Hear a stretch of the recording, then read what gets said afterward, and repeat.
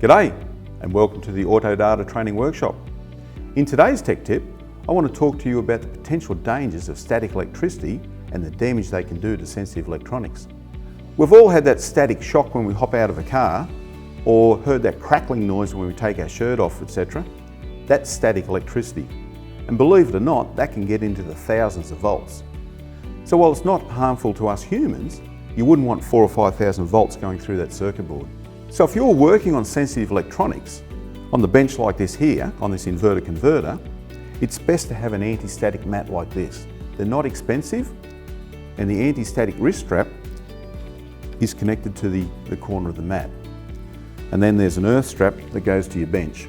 So by having your sensitive electronics on the anti-static mat, earthed out to the bench, now you're discharged and you're not going to damage those sensitive electronics. So that's my tech tip. Be aware of static electricity, and remember, it doesn't happen very often, but it's only got to happen once and it's going to cost you a lot of money. If you've got any questions, please leave them in the comments section, or if you'd like access to our full Autodata Training library, why not get a subscription today? I'm Hatton, thanks for watching.